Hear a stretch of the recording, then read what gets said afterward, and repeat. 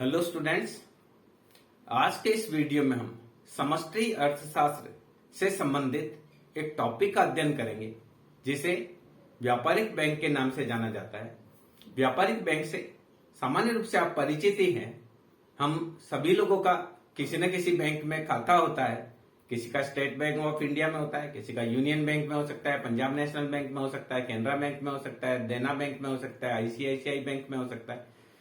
ये जो भी बैंक है सभी को व्यापारिक बैंक कहा जाता है, क्योंकि ये मुद्रा में व्यापार करते हैं, इसलिए इन्हें व्यापारिक बैंक कहा जाता है।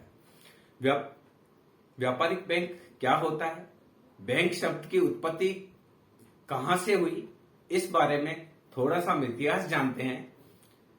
यह माना जाता है कि बैंक शब्द इटली के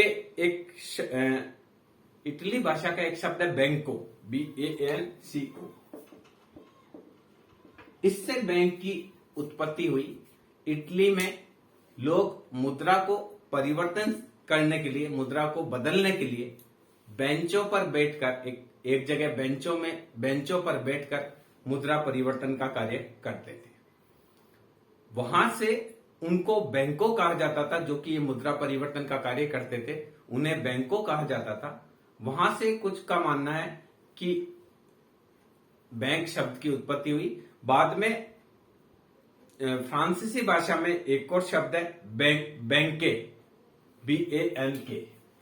ये तो इटली का शब्द है, और है BANK, ये फ्रांस का शब्द है। फ्रांस में मुद्रा में जो लेन देन करते थे उन्हें बैंकों के नाम से जाना जाता था। यह माना जाता है कि वहीं से जो बैंक शब्द है वो इंग्लैंड में आया और इंग्लिश में बैंक शब्द प्रचलन में आया। इसके अलावा एक और धारणा प्रचलित है। कुछ ये मानते हैं कि बैंक शब्द की जो व्युत्पत्ति हुई है वो जर्मन भाषा के एक शब्द BANCK, ये जर्मन भाषा का एक शब्द है।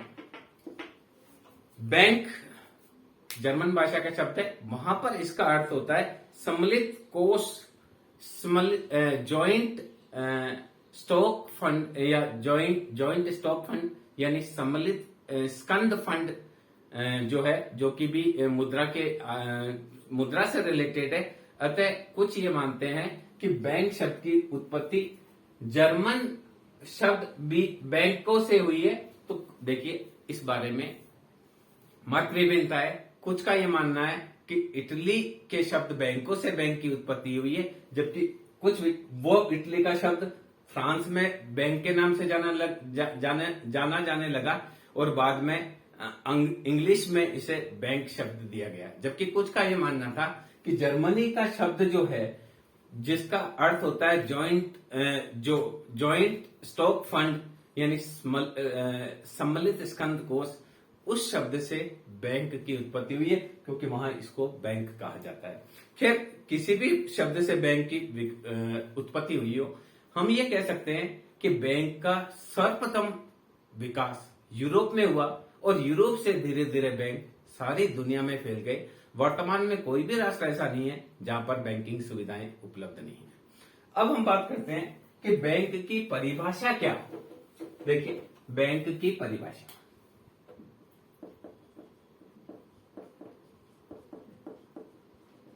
अलग अलग विचारक बैंक की परिभाषा क्या हो, इस बारे में अलग अलग विचारकों का अलग अलग विचार है। सबसे पहले हम फिंडले सिराज की बात करते हैं। फिंडले सिराज एक इकोनॉमिस्ट हुए हैं जिनकी लोक अर्थव्यवस्था यानी पब्लिक फाइनेंस बहुत ज्यादा फेमस है। ये पब्लिक फाइनेंस के बड़े विद्वान थे। उनके अनुसार बैंकर वह व्यक्ति, देखिए, बैंक जो है, बैंकर वह व्यक्ति, संस्था या कंपनी है जिसके पास व्यवसाय के लिए ऐसा स्थान होता है जहां मुद्रा अथवा करेंसी की जमा द्वारा साख का कार्य किया जाता है और जिसकी जमा ड्राफ्ट या चेक या ऑर्डर के द्वारा भुगतान किया जाता है। फिंडले सिराज क्या कहते हैं कि बैंक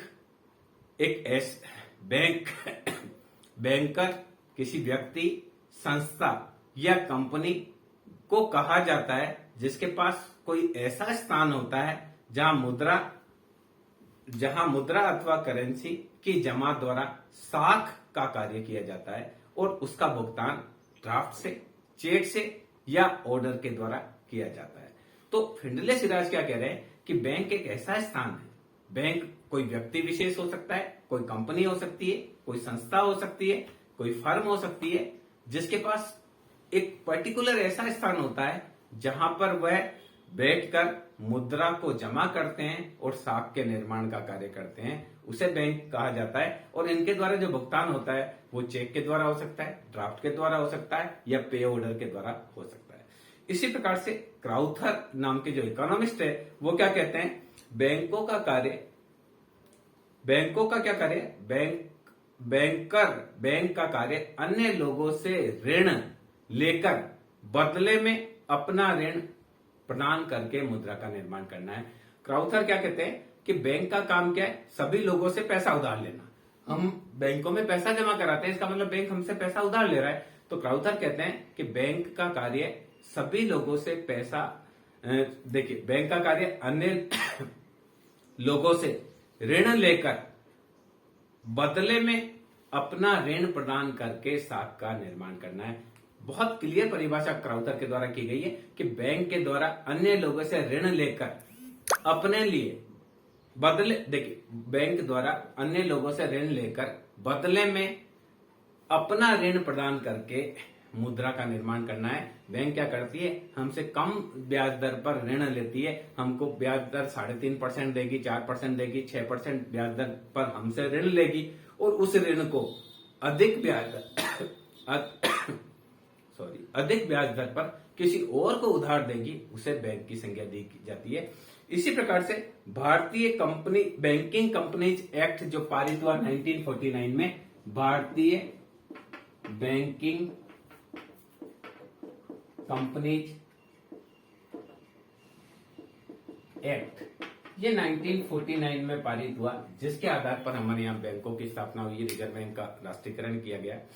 उसके आधार पर क्या कहते हैं कि बैंक से तात्पर्य, देखिए भारतीय कंपनीज एक्ट जो है, भारतीय बैंकिंग कंपनीज एक्ट 1949 में बैंक की परिभाषा दी गई है। वो क्या कहते हैं, बैंक से तात्पर्य ऋण देने अथवा विनियोजन के लिए जनता का धन जमा करना है। यानी बैंक ऐसी संस्था है जो ऋण देने के लिए, निवेश करने के लिए जनता के धन को जमा करती है और जिसे मांग करने पर लौटाया जा सकता है तथा चेक, ड्राफ्ट या अन्य प्रकार के आज्ञा के द्वारा इसे निकाला जा सकता है। भारतीय कंपनीज एक्ट क्या कह रहा है कि बैंक से तात्पर्य ऋण देने अथवा विनियोजन के लिए जनता के धन को जमा करना है, जिसे मांग करने पर लौटाया जा सकता है और चेक, ड्राफ्ट या किसी पे ऑर्डर के माध्यम से इसे निकाला जा सकता है।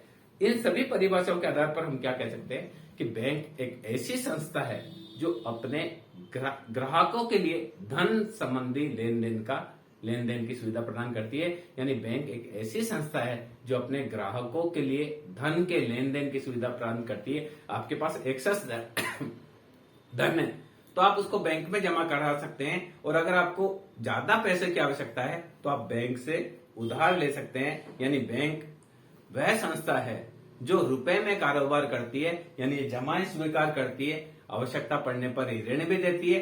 यानी ये जनता से पैसा इकट्ठा करती है और दूसरे लोगों को ऋण देती है। सपोज कीजिए हम लोगों के पास पैसे की आवश्यकता कम है, हमारे पास बचत है, तो हम उस बचत को बैंक में जमा करा देंगे और बैंक थोड़ी थोड़ी सभी लोगों की बचत को इकट्ठा करके एक बड़ी पूंजी का निर्माण कर लेता है। आप देखिए भारत में मान लीजिए इस समय 130 करोड़ लोग हैं और हर व्यक्ति 10 रुपए भी प्रति माह बैंक में जमा कराता है, तो 1300 करोड़ रुपए की राशि बैंकों के पास इकट्ठी हो जाती है। और बैंकों के द्वारा इस जमा राशि का एक बड़ा भाग लोगों को उधार देने के लिए काम में लिया जाता है। किसी को इंडस्ट्री लगानी है तो वो बैंक से उधार ले सकता है, किसी को मकान बनाना है तो बैंक से उधार ले सकता है, किसी को अपने बच्चों की शादी के लिए पैसे की आवश्यकता है तो बैंक से उधार ले सकता है, किसी को अपने बच्चे को उच्च शिक्षा दिलानी है तो वह एजुकेशन ले सकता है, किसी को कार खरीदनी है तो भी लोन ले सकता है, किसी को दोपहिया वाहन लेना है तो भी बैंकों से ऋण ले सकता है। यानी बैंक क्या करता है, सभी लोगों की छोटी छोटी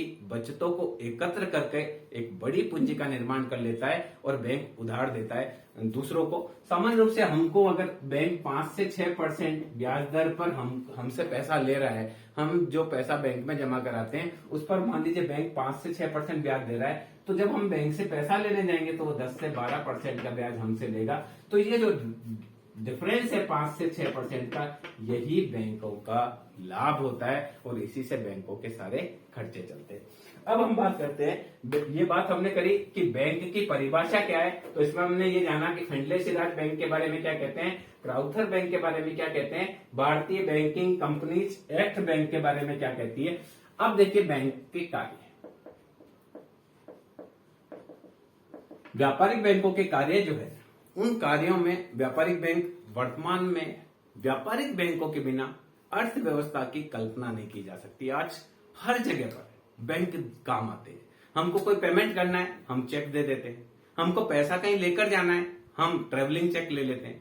किसी के यहाँ पैसा भेजना है, हम चेक के माध्यम से भेज सकते हैं, ड्राफ्ट के माध्यम से भेज सकते हैं, नेफ्ट के माध्यम से भेज सकते हैं। हमको कभी भी पैसा चाहिए तो एटीएम के माध्यम से हम पैसा निकलवा सकते हैं। यानी बैंक ऐसी संस्था है जो हमको कई प्रकार की सुविधाएं प्रदान करती है और हमारा जो भी पैसा जो कि हमने कमाकर इकट्ठा किया है उसको मैनेजमेंट करने का कार्य बैंक के द्वारा किया जाता है। तो ये कह सकते हैं कि वर्तमान युग में बैंकों के कार्य बहुत अधिक महत्वपूर्ण है। बैंकों के द्वारा समाशोधन गृह के माध्यम से भी फैसिलिटी प्रदान की जाती है, कई प्रकार के लॉकर सुविधा भी प्रदान की जाती है। हमारे लिए बैंक के द्वारा शेयर भी खरीदे जा सकते हैं, शेयर बेचे भी जा सकते हैं। बहुत सारे काम बैंकों के द्वारा किए जाते हैं। तो हम मेनली बैंक के काम देखेंगे। सबसे पहला काम बैंक का होता है जमा स्वीकार करना।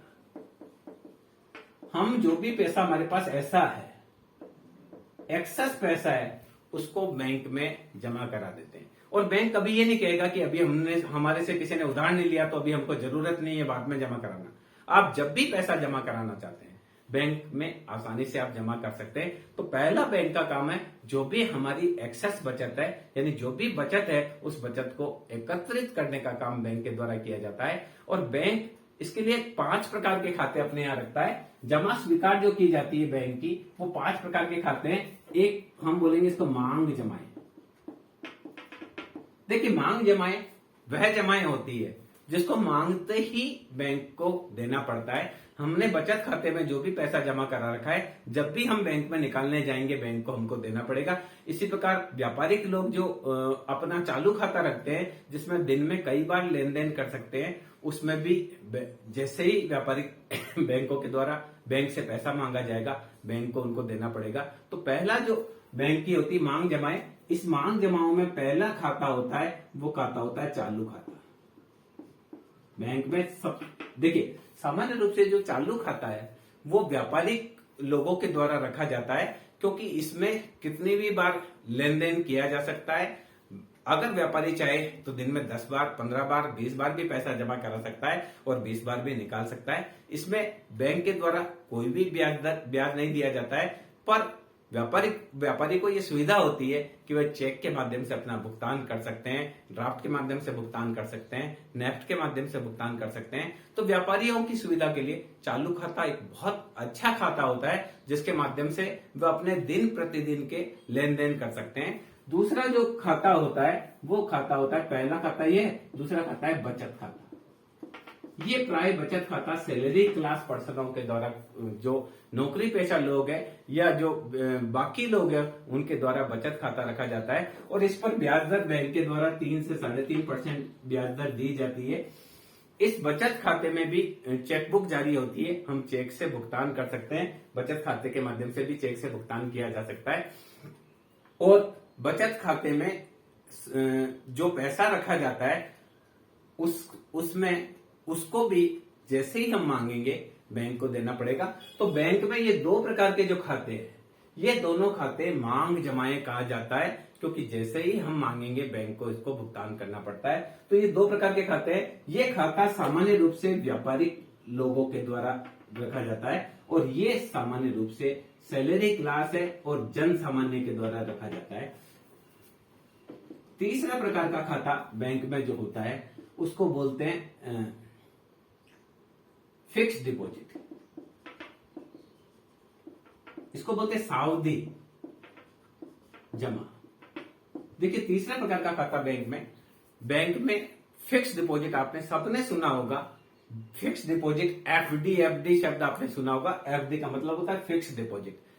अगर बैंक में कोई व्यक्ति फिक्स समय के लिए, एक निश्चित समय के लिए, जैसे 6 महीने के लिए हो सकता है, साल भर के लिए हो सकता है, 2 साल के लिए हो सकता है, 5 साल के लिए हो सकता है, 10 साल के लिए हो सकता है, अपनी राशि को फिक्स कर देता है कि इतने समय में इस राशि को आपके बैंक में ही रखूंगा, तो बैंकों को ये सुनिश्चितता होती है उसकी वजह से कि ये फिक्स डिपॉजिट जो होता है उसमें जमा राशि कुछ समय के लिए फिक्स कर दी जाती है। 1 साल हो सकती है, 6 महीने हो सकती है, 45 दिन हो सकती है, 90 दिन हो सकती है, 5 साल हो सकती है, 10 साल हो सकती है। इसमें यह फायदा होता है कि बैंक को ये पता होता है कि ये पैसा मेरे पास इतने समय तक रहना है, तो बैंक को के द्वारा उस पैसे को किसी और को उधार देने में कोई हिचकिचाहट नहीं होती है। इसलिए सामान्य रूप से जो फिक्स डिपॉजिट एफडी होती है इस पर ब्याज दर ज्यादा दी जाती है। वर्तमान में इस पर 5 से लेकर 8% तक ब्याज दर दी जाती है और ये बहुत लोकप्रिय है। जिन छोटे बचतकर्ताओं के पास जो पैसा होता है, धीरे धीरे पैसा इकट्ठा होता है, तो वो क्या करते हैं, उसकी फिक्स डिपॉजिट बनवा लेते हैं। इसके अलावा एक और खाता होता है आवर्ती जमा खाता। इसको बोलते हैं रेकरिंग अकाउंट। इसमें क्या करते हैं, प्रति माह कुछ राशि जमा करा दी जाती है। जैसे कई लोग होते हैं 1000 रुपए बचत करना चाहते हैं, 5000 रुपए बचत करना चाहते हैं, 5000 रुपए 10,000 रुपए पर मंथ बचत करना चाहते हैं। कई लोग अपनी बच्ची की शादी के लिए या मकान बनाने के लिए एक फिक्स राशि प्रति माह जमा कराना पसंद करते हैं। उसको आवर्ती जमा या रेकरिंग अकाउंट कहा जाता है। ये डाकघर में भी खुलता है और बैंक में भी खुलता है। इसमें प्रति माह एक फिक्स राशि होती है जो कि जमा कराई जाती है। ये चौथा प्रकार का अकाउंट है। पांचवा होता है गृह सेफ खाता। इसको बोलते हैं होम सेफ अकाउंट। इसके अंदर क्या करते हैं, जो लोग बहुत छोटी बचत कर पाते हैं, जिनकी बचत ज्यादा नहीं होती है, तो बैंकों के द्वारा उनके घर पर एक गुल्लक लगा दिया जाता है। वो जैसी भी बचत होती है उसको उसमें डालते रहते हैं। महीने में एक दिन बैंक का कर्मचारी आता है और उस गुल्लक में जितनी राशि होती है उसको काउंट करके उसकी एक स्लिप परिवार को देकर वो राशि उनके बैंक में जमा करा देता है। सामान्य रूप से ये जो होम सेफ अकाउंट है, जिस प्रकार बच्चों का गुल्लक होता है उसी प्रकार से एक होम सेफ अकाउंट भी बैंकों में खोला जाता है, जिसके माध्यम से बैंक छोटे, जिनकी बचतें कम हैं, छोटी बचतें हैं, उनको प्रोत्साहित करके उनको बैंक से जोड़ने का काम करते हैं। तो इस प्रकार से व्यापारिक बैंकों का जो मेन कार्य है वो जमा स्वीकार करना है और ये जमा स्वीकार 5 प्रकार के खातों में की जाती है। 2 प्रकार के खाते मांग जमाई कहलाते हैं। जो चालू खाता होता है वो सामान्य रूप से व्यवसायिक लोगों के द्वारा, बड़ी बड़ी फैक्ट्रियां हैं, बड़े बड़े उद्योग है, कल कारखाने हैं, बड़ा व्यापार है, उनके द्वारा खोला जाता है, जिनको दिन में कई बार बैंकों के माध्यम से ट्रांजैक्शन करना पड़ता है। जबकि छोटी बचत वाले और जो सैलरी, जो नौकरी पेशा लोग हैं और जिनकी बहुत छोटी बचत है, उनके द्वारा बचत खाता खोला जाता है। इसके अलावा फिक्स डिपॉजिट की हमने बात करी, इसके अलावा रेकरिंग अकाउंट की बात करी और होम सेफ अकाउंट की बात करी। तो ये चीजें बैंक का जो पहला कार्य होता है वो बैंक का पहला कार्य होता है जमा स्वीकार करना। वर्तमान में प्रधानमंत्री के द्वारा एक जन धन खाता भी और खोला गया है। एक हम बात करते हैं जन धन खाता। ये 0 बैलेंस पर खुलता है। वर्तमान में ये शून्य राशि पर भी खाता गरीबों के लिए प्रधानमंत्री के द्वारा स्टार्ट किया गया है। प्रधानमंत्री जन धन योजना के नाम से एक खाता खुलता है। हर बैंक में, सभी व्यापारिक बैंकों में ये खाता खोला जा सकता है। इस खाते में जो रेगुलर ट्रांजेक्शन करते हैं उनको 5,000 तक ओवरड्राफ्ट की फैसिलिटी भी होती है, यानी उनके खाते में नहीं है तो भी 5,000 एक्स्ट्रा वो निकाल सकते हैं। जब उनके पास आएंगे वो वापस बैंक में जमा करा देंगे और बैंक के द्वारा उस पर ब्याज वसूल किया जाएगा जो भी निर्धारित है। दूसरा जो बैंक का कार्य है वो होता है ऋण प्रदान करना। देखिए बैंक के मेन जो काम होते हैं वो दो ही काम होते हैं, एक तो जमा स्वीकार करने का काम होता है, दूसरा होता है ऋण प्रदान करने का। तो बैंक का जो सेकंड काम होता है वो ऋण प्रदान करना। बैंक क्या करता है, सभी लोगों के पैसे को थोड़ी थोड़ी जो बचतें होती है उनको एकत्रित कर लेता है। बैंक के पास ये थोड़ी थोड़ी बचतें एक बड़ी राशि के रूप में हो जाती है, जिसे बैंक के द्वारा लोगों को उधार दिया जाता है। ये बड़े बड़े उद्योग है, उद्योगपति है, उनको उधार दिया जाता है। जो अपनी छोटी छोटी फैक्ट्रियां लगा रहे हैं उनको उधार दिया जा सकता है। किसी को कार के लिए उधार दिया जा सकता है, किसी को शिक्षा के लिए पैसा उधार चाहिए, उच्च शिक्षा प्राप्त करने के लिए तो वो उधार दिया जा सकता है। किसी को मकान बनाने के लिए पैसा चाहिए, उसको भी उधार दिया जाता है। तो बैंक के द्वारा बहुत सारे कार्यों के लिए पैसा उधार दिया जाता है, यानी बैंक क्या करता है, अपने ग्राहकों को से कम ब्याज देकर पैसे का एकत्र करता है और उस पैसे को थोड़ी अधिक ब्याज दर पर लोगों को उधार देने का काम करता है। अब ये उधार जो बैंक के द्वारा दिया जाता है वो उधार कैश हो सकता है, सेकंड हो सकता है ओडी। तो देखिए सामान्य रूप से कैश जो बैंक के द्वारा दिया जाता है, बैंक के द्वारा जो उधार दिया जाता है वो उधार नगद के रूप में हो सकता है, पर सामान्य रूप से किसी भी बैंक के द्वारा नगद पैसा उधार नहीं दिया जाता है, वरन जिसको उधार देना होता है उसके खाते में बैंक के द्वारा जमा पैसा करा दिया जाता है। सपोज कीजिए आपने मकान के लिए 25 लाख बैंक से लेना है, तो बैंक आपको 25 लाख नगद नहीं देगा। बैंक क्या करेगा, जो मकान आप परचेज कर रहे हैं उस मकान जिससे आप परचेज कर रहे हैं उसको 25 लाख का एक चेक बनाकर देगा, जो कि अकाउंट पे ही होगा, और उस पैसे को आपके खाते में लिख देगा कि इनको इतना उधार दिया गया। पहले आपके खाते में उस पैसे को जमा करेगा और उससे एक चेक जारी करेगा। तो बैंक के द्वारा कैश नहीं दिया जाता है। दूसरा एक बैंक के द्वारा क्या होता है, जो उसके ग्राहक अच्छे होते हैं, रेगुलर ट्रांजैक्शन करते हैं, जिनकी वित्तीय स्थिति अच्छी होती है, उनके द्वारा उनको बैंक अधिविकर्षण ओवरड्राफ्ट की फैसिलिटी देता है। अलग अलग व्यक्ति को, अलग अलग फर्म और संस्था को या अलग अलग कैपेसिटी हो सकती है। किसी को 50,000 तक पैसा उसके खाते में नहीं है, उससे ज्यादा 50,000 तक निकालने की फैसिलिटी हो सकती है। किसी संस्था को 1 लाख या 2 लाख तक की ओडी फैसिलिटी होती है। ओडी फैसिलिटी, ओवरड्राफ्ट फैसिलिटी का मतलब है आपके खाते में पैसा नहीं है, उससे ज्यादा बैंक आपको निकालने की सुविधा देता है, और जो आप एक्स्ट्रा पैसा निकालते हैं उस पर बैंक के द्वारा ब्याज लिया जाता है, उसको ओवरड्राफ्ट फैसिलिटी कहा जाता है। तो ये दूसरा काम जो है बैंक का वो ऋण प्रदान करना है, और तीसरा काम जो बैंक का है वो साख का निर्माण करना, मेन का साख का निर्माण करना।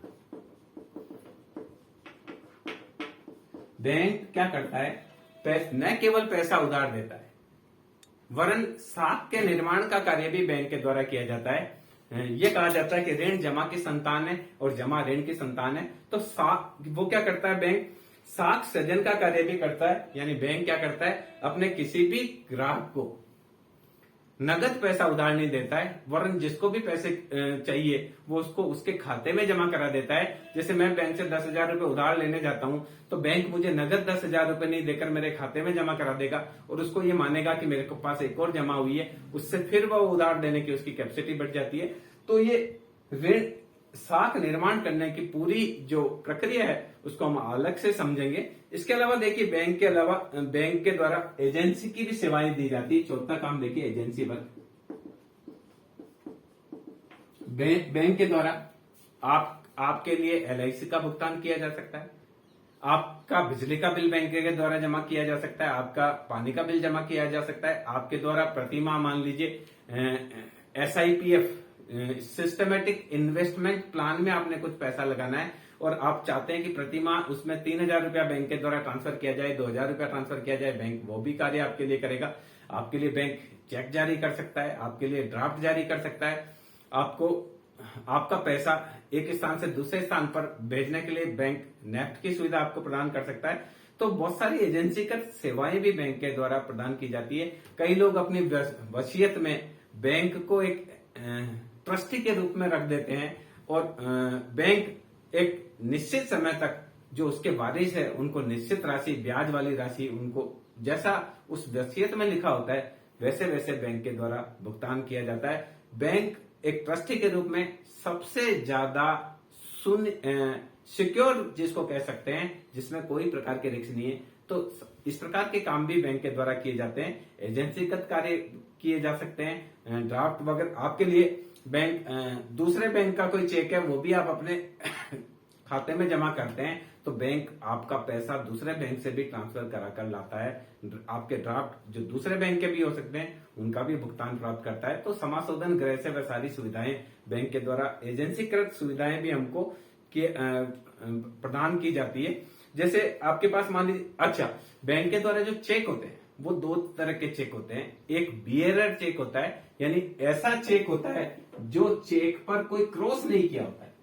और मान लीजिए उस चेक पर 50,000 रुपए लिखे, तो जो आदमी ये चेक बैंक में लेकर जाएगा, जैसे हमने चेक काटा है योर सेल्फ का चेक काटा है, तो यानी जिस आदमी के पास चेक होगा उस व्यक्ति को बैंक भुगतान कर देगा, उसको बियरर चेक कहते हैं। दूसरा चेक जो होता है वो चेक जो होता है रेखांकित चेक। अगर बैंक चेक पर इस प्रकार की दो रेखाएं बनी हुई है तो उस चेक का भुगतान बैंक के द्वारा नगद नहीं कर खाते में ही जमा कराया जाता है। तो इस प्रकार से दो प्रकार के चेक रेखांकित चेक होता है जिसका अंकित नाम होगा। इसमें मान लीजिए नाम अंकित है, इसमें नाम किसी का अंकित है, मान लीजिए इसमें नाम है राजेश का, तो अब ये राजेश के खाते में ही जमा होगा। इस प्रकार के चेक को रेखांकित चेक कहते हैं। और जो सेल्फ का मतलब है कि वो चेक जो जिसके हाथ में है उसको बैंक पैसे का भुगतान कर देगा, उसको सेल्फ चेक की संज्ञा दी जाती है। तो इस प्रकार से बैंक के द्वारा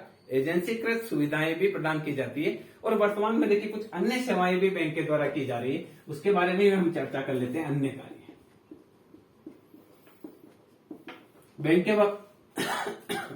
बैंक के द्वारा देखिए वर्तमान में अन्य कार्य के रूप में इंटरनेट बैंकिंग है। इंटरनेट बैंकिंग के रूप में सुविधा प्रदान की जा रही है। आज आप बैंक के द्वारा आपको क्या करेंगे, एक लॉगिन आईडी दिया जाएगा और एक पासवर्ड दिया जाएगा। वो लॉगिन आईडी और पासवर्ड यूज करते ही सीधा आपका खाता आप खुद ऑपरेट कर सकते हैं। आप उस खाते से ऑनलाइन ट्रांजैक्शन कर सकते हैं, उस खाते से दूसरे बैंक में पैसा ट्रांसफर कर सकते हैं, पीपीएफ में जमा करा सकते हैं। आपने फ्रिज खरीदा है तो उसका भुगतान कर सकते हैं, आपने कोई मोबाइल खरीदा है तो उसका ऑनलाइन आप पेमेंट कर सकते हैं। तो एक वर्तमान में एक नई सुविधा बैंक के द्वारा जो दी जा रही है वो इंटरनेट बैंकिंग है, जिसके अंदर ग्राहक घर बैठे अपने खाते का संचालन कर सकता है। उस खाते में वह लेन देन स्वयं कर सकता है। जो कार्य बैंक के अधिकारी के द्वारा किया जाता है वही कार्य ग्राहक ऑनलाइन इंटरनेट बैंकिंग के माध्यम से कर सकता है। इसके लिए पहले बैंक में आवेदन करना पड़ता है और बैंक के द्वारा आपको एक यूजर आईडी दी जाती है कि भाई इस नाम से आपको खाता खोलना है और ये आपका पासवर्ड रहेगा। सामान्य रूप से ये सुरक्षा की दृष्टि से किया जाता है ताकि कोई दूसरा उस आपके खाते को मिसयूज नहीं कर सके। इसके अलावा देखिए बैंक के द्वारा एक एटीएम सुविधा दी जाती है, इसको बोलते हैं ऑटोमेटिक ट्रेलर मशीन। खुद गणक का कार्य करती है मशीन, उसको ऑटोमेटिक ट्रेलर मशीन एटीएम इसको बोलते हैं। इसमें क्या होता है कि ऑटोमेटिक ट्रेलर मशीन का मतलब होता है ऑटोमेटेड ट्रेलर मशीन। ट्रेलर का मतलब होता है गणक।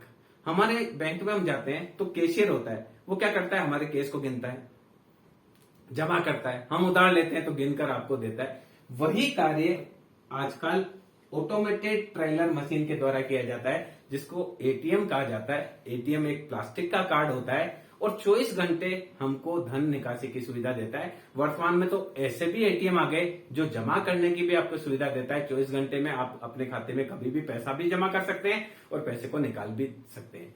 आप कभी जाएंगे तो बैंक के जो भी शाखाएं हैं उनके बाद एटीएम होता है। वर्तमान में सामान्य रूप से आपको अगर कम पैसा निकालना है, अगर आपको 40,000 से कम राशि निकालनी है तो सामान्य रूप से वो कैश पे जाने की जरूरत नहीं है। आप अपना कार्ड स्वाइप करेंगे, कार्ड लगाएंगे और एटीएम मशीन में एक पासवर्ड होता है, वो उस कार्ड में आप पासवर्ड डालेंगे, 4 अंकों का पासवर्ड डालेंगे तो पैसा निकल जाएगा।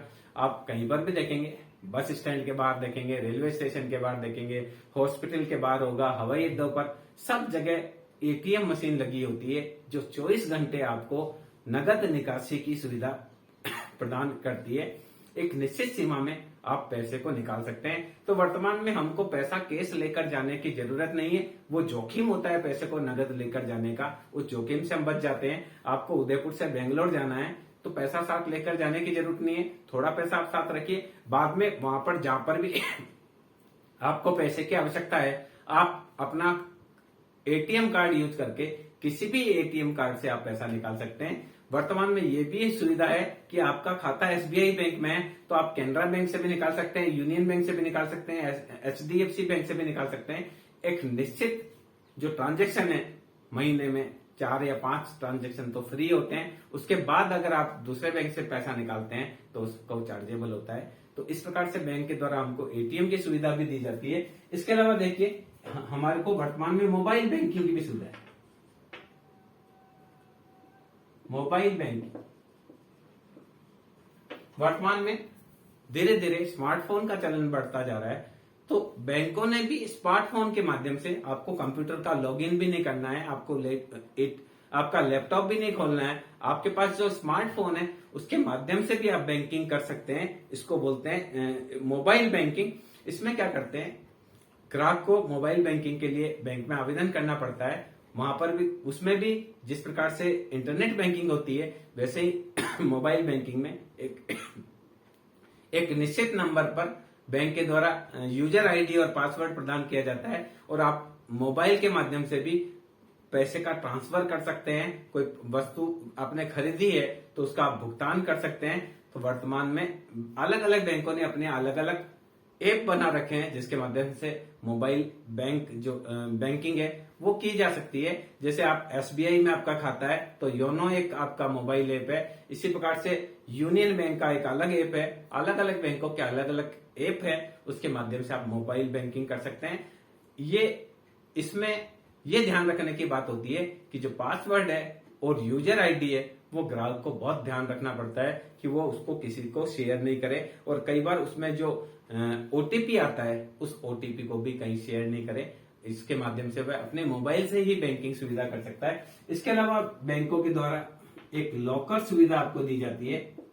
एक निश्चित राशि लेकर बैंक के द्वारा लॉकर सुविधा दी जाती है, जिसमें एक दराज आपको दे दी जाती है बैंक के द्वारा निश्चित किराए पर। उसमें आप स्वर्ण आभूषण रख सकते हैं, आपके हीरे जवाहरात रख सकते हैं, आपकी जमीन के प्रॉपर्टी के कागज रख सकते हैं, आपके बहुत सारे जो ऐसे डॉक्यूमेंट्स है जिनको आपको लगता है कि कहीं खोने का डर है, वो सारे के सारे आपके द्वारा रखे जा सकते हैं। इसके अलावा क्रेडिट कार्ड सुविधा भी आप दी जाती है। वर्तमान में सभी बैंकों के द्वारा क्रेडिट कार्ड भी जारी किए जाते हैं। तो इन क्रेडिट कार्ड में ग्राहक एक निश्चित मात्रा तक पैसा निकाल सकते हैं। उसमें मान लीजिए आपके पास क्रेडिट कार्ड है, उसकी लिमिट 50,000 है, तो आपके खाते में पैसा नहीं होते हुए भी आप 50,000 तक की परचेजिंग क्रेडिट कार्ड के माध्यम से कर सकते हैं। इसका मतलब आपने बैंक से पैसा उधार लिया। आप जितना भी पैसा एक्स्ट्रा आपके खाते में है उससे ज्यादा एक्स्ट्रा यूज करते हैं, बैंक के द्वारा एक निश्चित समय के बाद उसमें ब्याज लिया जाता है। वो क्रेडिट कार्ड की सुविधा भी वर्तमान में बैंकों के द्वारा प्रदान की जाती है। और वर्तमान में युवाओं में क्रेडिट कार्ड का बहुत ज्यादा प्रचलन है। बहुत सारे जो व्यक्ति है वो क्रेडिट कार्ड यूज करके बैंकिंग का कार्य करना चाहते हैं। अब देखिए हम ही समझते हैं कि बैंकों के द्वारा साख का सृजन किस प्रकार से किया जाता है। बैंकों की साख सृजन की प्रणाली।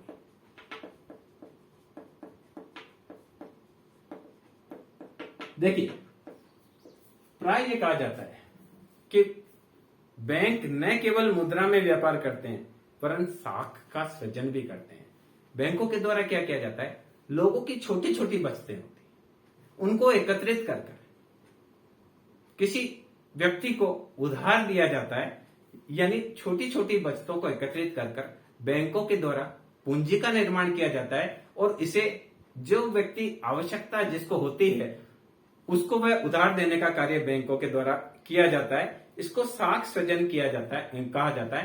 पर होता क्या है, बैंकों के द्वारा केवल जितनी राशि उसके पास जमा हुई है उतना ही उधार नहीं दिया जाता है। यानी केवल बैंक ऐसा नहीं है कि एक बैंक के पास जो पैसा जमा हुआ वो 1 करोड़, तो वो 1 करोड़ का ही उधार दे पाएगा। वो हो सकता है 1 करोड़ जमा है तो वो 10 करोड़ तक का पैसा उधार दे पाएगा। इस प्रकार से जो बैंक है, वो बैंक जो इस प्रकार से साख का सृजन करते हैं उसको बोलते हैं साख सृजन की प्रक्रिया। हर व्यापारिक बैंक के द्वारा साख सृजन किया जाता है और ये बैंक का बहुत महत्वपूर्ण कार्य है। तो इस वीडियो में हम यह भी जानेंगे कि बैंक के द्वारा साख का सृजन किस प्रकार से किया जाता है। सामान्य रूप से 2 प्रकार की साख का सृजन किया जाता है। एक तो कागजी मुद्रा के निर्गमन।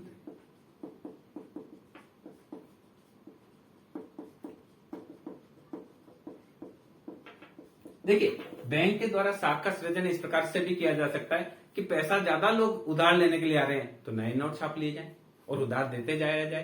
पर सामान्य रूप से हमारे यहाँ व्यापारिक बैंकों को नोट छापने की सुविधा नहीं है।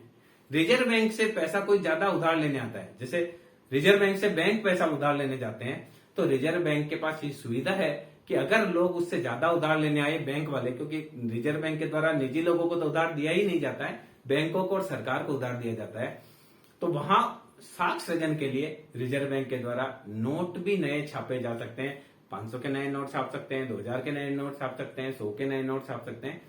पर सामान्य रूप से व्यापारिक बैंकों के द्वारा साख सृजन में नए नोट या नई मुद्रा का निर्गमन नहीं किया जाता है। तो दूसरा जो है बैंक के द्वारा वो साख सृजन किया जाता है, वो किया जाता है प्रारंभिक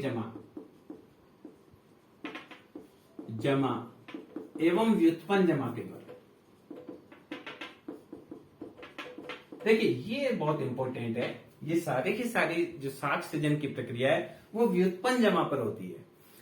बैंकों के लिए क्या कहा जाता है कि बैंक क्या करते हैं, छोटी छोटी बचतों को एकत्रित करते हैं और उससे पैसा इकट्ठा हो जाता है। वो एक बड़ी अमाउंट उनके पास हो जाता है, उसमें से वो पैसा उधार देते हैं। पर उधार उनके द्वारा नगद नहीं देकर उस पैसे को जो उधार लेने आता है उसके खाते में जमा करा दिया जाता है। मान लीजिए एक बैंक के पास 10 लाख रुपए इकट्ठे हुए, उसमें से 5 लाख को उधार लेने आया, तो अब क्या करेंगे बैंक, 10 लाख जो जमा है उसके पास, अब 5 लाख उधार देने आया तो उस व्यक्ति जो उधार लेने आया उसका एक खाता खोलेंगे और उसके खाते में 5 लाख रुपए जमा करा देंगे कि आप इस पैसे को यूज कर लीजिए। अब बैंक के पास कुल जमा राशि हो गई कितनी, 15 लाख। तो इस प्रकार से बैंक क्या करता है, जमाओं का सृजन भी करता है। तो प्रारंभिक जमा जो हम लोग बैंक में पैसा जमा कराते हैं, हमारी जो छोटी छोटी बचतें हैं उनको हम पैसा बैंक में जमा कराते हैं, उसको प्रारंभिक जमा कहा जाता है। अब बैंक के द्वारा उसमें पैसा जो उधार देना है उसको लोगों के खाते में स्वयं जमा कराया जाता है, उसको बोलते हैं व्युत्पन्न जमा। तो इस साख सृजन की प्रक्रिया में हम अच्छी तरह से जानेंगे कि प्रारंभिक जमा क्या होती है और व्युत्पन्न जमा किस प्रकार से सृजन की जाती है। तो इसके लिए देखिए, सामान्य रूप से बैंकों के लिए कहते हैं कि ऋण जमा की संतान है और जमा ऋण की संतान है। यानी जो बैंक है वो अपने ऋण से ही जमा का सृजन करता है और अपने पास जो जमा राशि है उससे ही ऋण का सृजन करता है और ऋण से ही वापस जमा राशि का सृजन करता है। एक बार वापस आप सुनिए, सामान्य रूप से साख सृजन की प्रणाली के लिए प्रश्न जो परीक्षा में आता है वो ये आता है कि ऋण जमा की संतान है, जमा ऋण की संतान है, स्पष्ट कीजिए। अगर ये प्रश्न आया है इसका मतलब है आपको संपूर्ण साख सृजन की प्रक्रिया को वहां पर दर्शाना है। तो सबसे पहले हम समझते हैं कि बैंक क्या करते हैं, जो भी पैसा उधार देते हैं उस पैसे से व्युत्पन्न जमा उत्पन्न करते हैं। यही कारण है कि यह कहा जाता है कि ऋण जमाओं को उत्पन्न करते हैं और जमा ऋण को उत्पन्न करते हैं। प्रोफेसर हाम जो हैं वो क्या कहते हैं, व्युत्पन्न जमा का निर्माण ही साख का सृजन होता है। यानी व्युत्पन्न जमा का निर्माण ही साख का सृजन कहलाता है। और इसी प्रकार से वो कहते हैं कि बैंक के 2 प्रकार की जमाएं होती है, प्रारंभिक जमा और व्युत्पन्न जमा। प्रोफेसर हाम के अनुसार बैंक के द्वारा 2 प्रकार की जमाएं होती है, बैंक में 2 प्रकार की जमाएं की जाती है, एक प्रारंभिक जमा होती है, एक व्युत्पन्न जमा होती है। प्रारंभिक जमा जो जमाकर्ता द्वारा वास्तविक रूप से मुद्रा बैंक में जमा कराई जाती है उसको प्रारंभिक जमा कहा जाता है। और जो बैंक प्रारंभिक जमा से पैसा निकालकर दूसरे खाते में खुद ही जमा कर लेता है, दूसरों का खाता खोलकर उसको व्युत्पन्न जमा की संज्ञा दी जाती है। तो देखिए, अब इसको हम एक उदाहरण से समझते हैं कि साख सृजन की प्रक्रिया क्या होती है, किस प्रकार से साख सृजन किया जाता है। मान लीजिए बैंक है, एक व्यक्ति बैंक में, ए व्यक्ति बैंक में 10,000 रुपए जमा कराता है। ए व्यक्ति ने बैंक में 10,000 रुपए जमा कराए और बी व्यक्ति बैंक से उधार लेने आता है, और मान लीजिए बैंक के द्वारा 20% अपने पास कैश रखा जाता है, जितनी भी जमा होती है उसका 20% कैश रखा जाता है। तो बैंक क्या करेगा, इस जमा राशि का 2,000 अपने पास कैश रखेंगे और बी व्यक्ति जो उधार लेने आता है उसको 8,000 रुपए उधार दे सकता है। यानी मान लीजिए सरकार का निर्देश है कि जितने भी बैंक के पास जमा राशि आएगी उसका 20% बैंक को नगद रखना पड़ेगा। क्यों रखना पड़ेगा, इसका भी आप कारण समझिए। मान लीजिए हम लोगों ने 10 लाख रुपए बैंक में जमा कराए और 10 ही लाख बैंक दूसरों को उधार दे दे और हम वापस चले जाएं कि हमको पैसा चाहिए, तो बैंक ये नहीं कह सकता कि मैंने तो उधार दे दिए, आपने मुझे जमा ही क्यों कराई। तो इस स्थिति से बचने के लिए, क्योंकि देखिए बैंक को पता है कि सब लोग एक साथ तो आने नहीं है। मान लीजिए बैंक के पास 10 लाख रुपए जमा है, किसी का उसमें 1,000 है, किसी का 500 है, किसी का 10,000 है, किसी का 50,000 है, किसी का 50 रुपए, किसी के 100 रुपए है। ये सारी जमा राशि बैंक के पास 10 लाख है, तो सारे लोग एक साथ बैंक के पास आएंगे नहीं।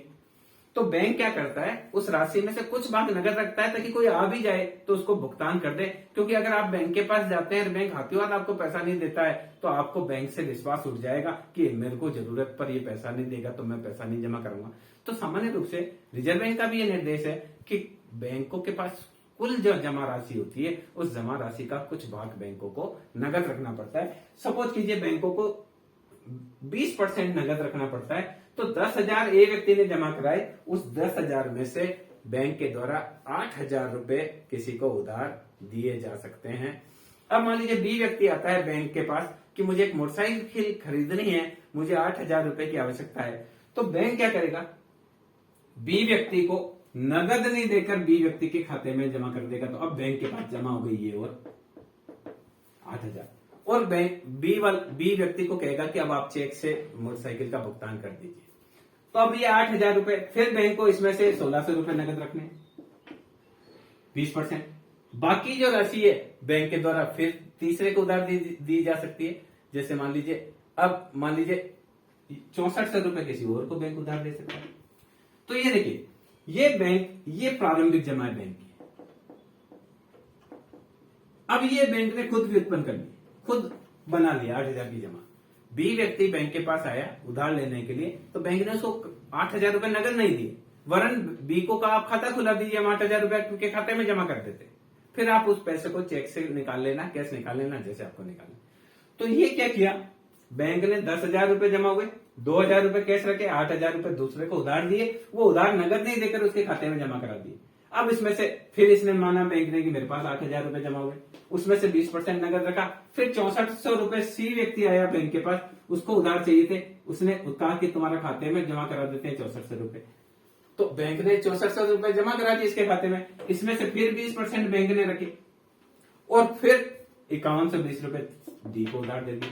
ये देखिए, ये जमा, ये भी व्युत्पन्न जमा, ये भी, क्योंकि बैंक की कुल जमा तो 10,000 रुपए ही है।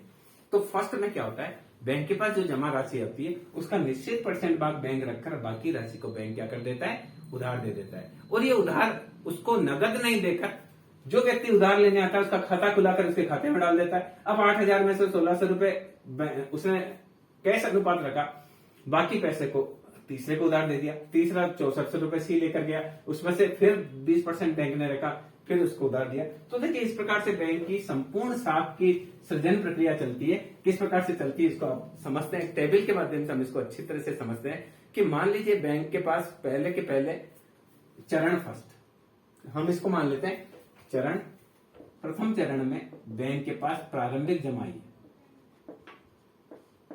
ये मान लीजिए 10,000 रुपए। अब नगद कोषानुपात है वो 20%, ये 20% बैंकों को रखना है, तो ये 2,000 रुपए लगे। अब जो है देय राशि, देय साख राशि, साख कितनी दे सकती है, 10,000 इसके पास जमा हुए, इसमें से 2,000 इसको नगद रखने हैं, तो बैंक को कितना उधार दे सकता है, बैंक 8,000 रुपए जमा कर सकती है। ये व्युत्पन्न जमा।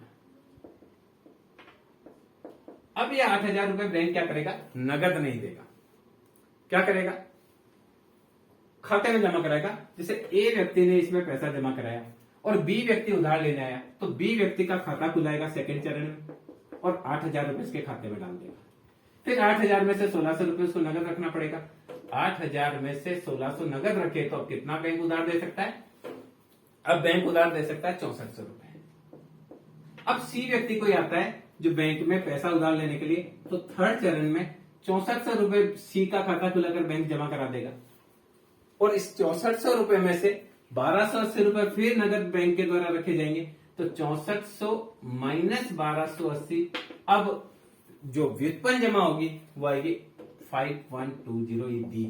अब मान लीजिए डी व्यक्ति आता है बैंक के पास उधार लेने के लिए, तो डी व्यक्ति के खाते में ये 5,120 पैसा बैंक जमा करा देगा। फिर इसका नगद भाग होता है 10-20% के हिसाब से, तो 51-20 5,120 में से 1,024 रुपए बैंक के द्वारा नगद रखे जाएंगे। तो अब बैंक 4,096 पैसा ई को उधार दे सकता है। अब ई के खाते में पांचवें चरण में ई के खाते में ये 4,096 रुपया जमा करा देगा और इसमें से फिर ये 819 रुपए 20 पैसे नगद रखेगा। तो 4,096 माइनस 819 रुपए 20 पैसे, तो अब बैंक उधार दे सकता है 3,276 रुपए 80 पैसे। देखिए इस प्रकार से लगातार चलता है। वापिस समझिए, 10,000 रुपए बैंक में एक व्यक्ति ने जमा कराए, ये जमा बैंक की प्रारंभिक जमा है। इसमें से 20% नगद रखने तो 2,000 रखे, तो अब व्युत्पन्न जमा कितनी बैंक कर सकता है, 10,000 में से 2,000 घटे तो 8,000 रुपए। अब ये 8,000 रुपए अगर बी बैंक के पास उधार लेने के लिए आता है तो बी को बैंक नगद उधार नहीं देकर बी के खाता खोलकर उसके 8,000 रुपए जमा कर देगा, ये व्युत्पन्न जमा है। फिर उसमें से बैंक ये मानेगा कि 8,000 मेरे पास नहीं जमा आई है, उसमें से 1,600 रुपए वह नगद कोष अनुपात रखेगा, 6,400 रुपए फिर व्युत्पन्न जमा के रूप में किसी और के खाते में जमा कर देगा। जो पैसा लेने सी आया सी के खाते में जमा करा दिए, उसमें से 1,280 फिर नगद रखे, अब 5,120 डी के खाते में जमा करा दिए। इस प्रकार से ये प्रक्रिया चलती रहती है। ये प्रक्रिया जब चलती रहेगी तो कुल मिलाकर 10,000 से बैंक का पैसा जमा हो गया 50,000। प्रारंभिक जमा कितनी है, 10,000, और व्युत्पन्न जमा इसने कितनी कर ली, 40,000। कुल मिलाकर बैंक की कुल जमा हो जाएगी 50,000 और इसमें से नगद कोष अनुपात इसके पास हो जाएगा 10,000 और व्युत्पन्न जमा हो जाएगी 40,000। ये संपूर्ण प्रक्रिया। अब एक दिमाग में आपके बात आ सकती है कि रुपया तो बैंक के पास 10,000 ही आया, बार बार उधार कैसे दे रहा है, क्योंकि हो सकता है बी व्यक्ति नगद लेकर मोटरसाइकिल वाले को दे देगा, सी व्यक्ति ने वॉशिंग मशीन खरीदी वो वॉशिंग मशीन का भुगतान कर देगा, डी व्यक्ति ने मिक्सर ग्राइंडर खरीदा वो उसका भुगतान कर देगा, ई व्यक्ति ने सपोज करिए एक पलंग बनाया उसका भुगतान कर देगा। तो होता क्या है, बैंक को एक्स्ट्रा पैसा चाहिए ना, ये सारा पैसा उधार देना है, तो एक्स्ट्रा पैसा चाहिए तो बैंक क्या करेगा, रिजर्व बैंक से पैसा उधार ले लेगा और उस पैसे को बांटेगा। पर वो यहाँ वो जो जमा का सृजन है, क्योंकि रिजर्व बैंक का निर्देश है कि आपके पास जितनी जमा राशि है उसका 20% आपको नगद रखना है, बाकी ही आप उधार दे सकते हैं। तो बैंक क्या करेगा, बार बार जमा राशि को बढ़ाता जा रहा है और ये बता रहा है कि मेरे पास कुल जमा राशि 50,000 रुपए है, इसलिए मैं 40,000 रुपए तक उधार दे सकता हूं। इस प्रकार से बैंक के द्वारा जमा का सृजन किया जाता है, इस जमा से फिर उधार दिया जाता है। तो ये देखिए, जमा ऋण की संतान है। इस जमा से ये ऋण बना और इस ऋण से ये जमा बनी। यही कारण है कि यह कहा जाता है कि ऋण जमा की संतान है, इस जमा की वजह से ये ऋण हुआ, इसलिए कह रहे हैं कि ऋण जमा की संतान है। फिर जमा ऋण की संतान है, ये ऋण की वजह से ये पैसा जमा हुआ। यही कारण है कि ये कहा जाता है कि ऋण जमा की संतान है और जमा ऋण की संतान है। अब देखिए, कुल जमाएं जो होती है उसको हम समझ लेते हैं कि कुल जमाएं किस प्रकार से होती है। तो देखिए, कुल जमा में होता है प्रारंभिक जमा,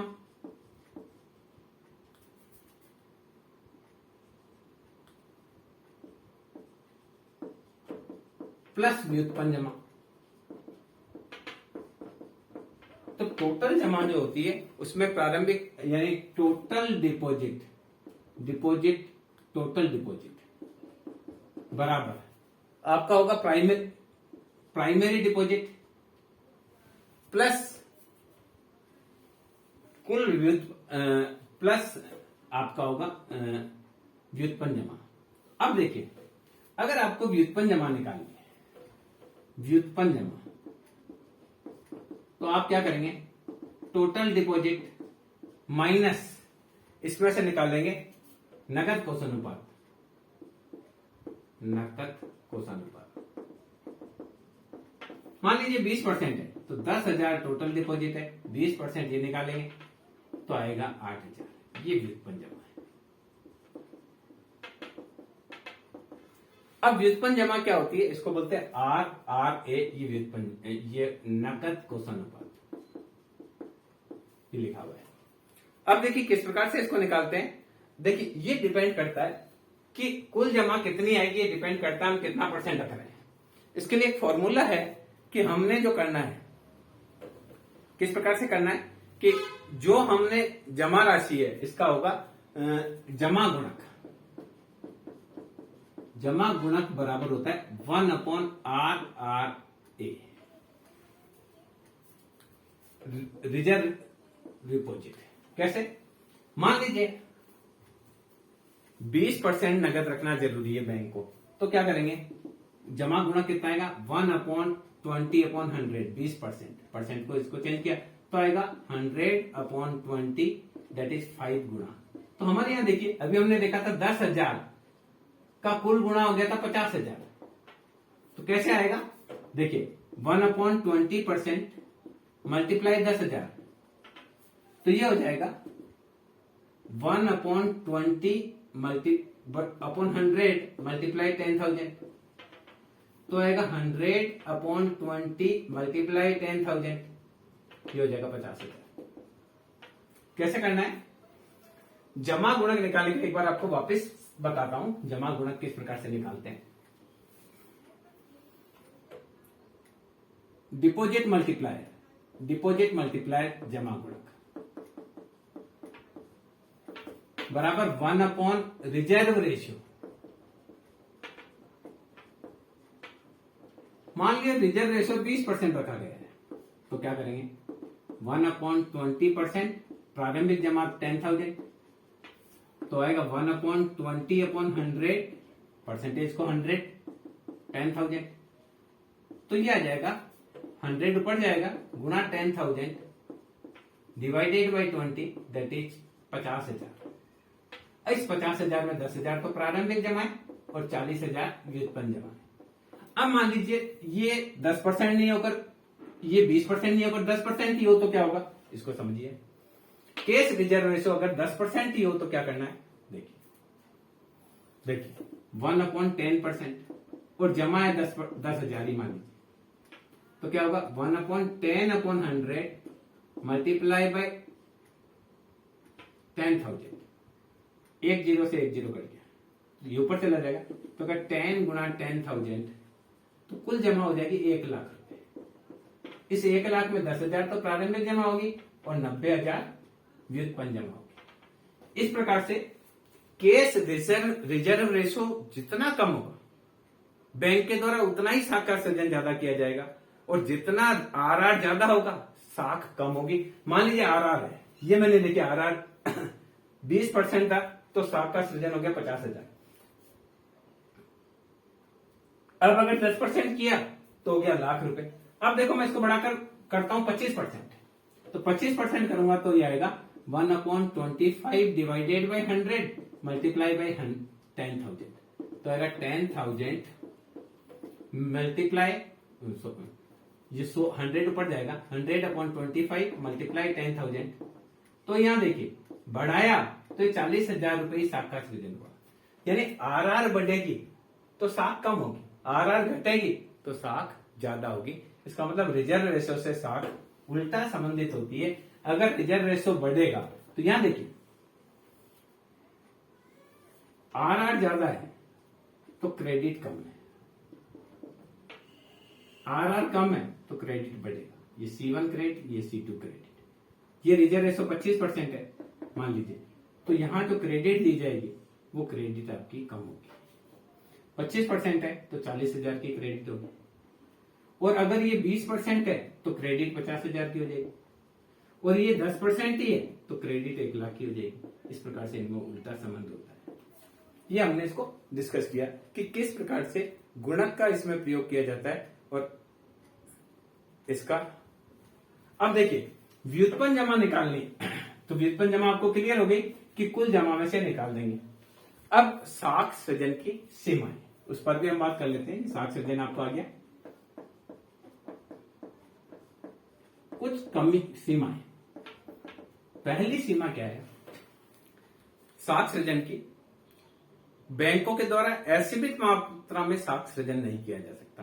पहली सीमा है रिजर्व कोषानुपात। रिजर्व बैंक के द्वारा ये कोषानुपात डिसाइड किया जाता है। तो अगर आरआर ज्यादा होगा तो क्रेडिट कम दी जा सकती है, अभी मैंने बताया था, और आरआर कम हो तो क्रेडिट ज्यादा दी जा सकती है। पहला जो है ये डिपेंड करता है रिजर्व कोषानुपात पर। अगर रिजर्व कोषानुपात ज्यादा निर्धारित किया जाता है तो साख का सृजन कम किया जा सकता है, और रिजर्व कोषानुपात कम डिसाइड किया जाता है तो साख का सृजन अधिक किया जा सकता है। दूसरी चीज, जनता में बैंकिंग की आदत कितनी है।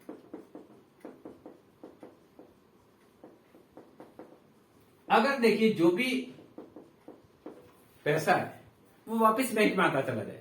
सपोज कीजिए 10,000 रुपए मैंने बैंक में जमा करे, बैंक ने उससे 8,000 बी को उधार दिए, बी ने उससे एक मोटरसाइकिल खरीदी, मोटरसाइकिल वाले ने फिर बैंक में जमा करा दिए, तो वो पैसा 8,000 वापस बैंक में आ गया।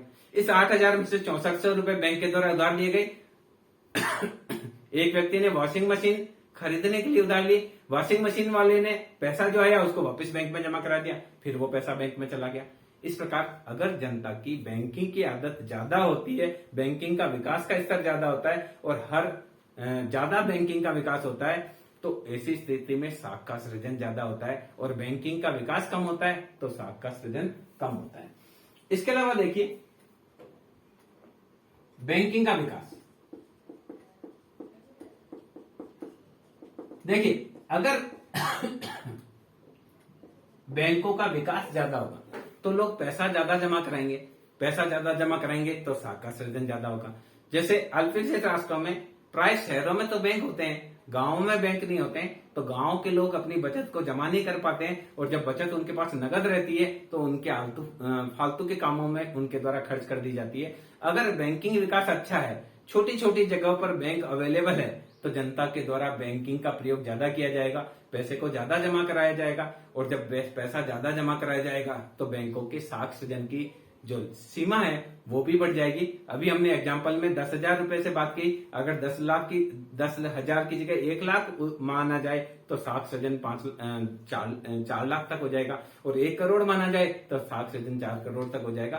कहने का तात्पर्य यह है कि बैंकिंग का विकास कितना है, जितना बैंकिंग का विकास ज्यादा होगा साख सृजन उतना ही ज्यादा होगा, बैंकिंग का विकास जितना कम होगा उतना साख सृजन कम होगा।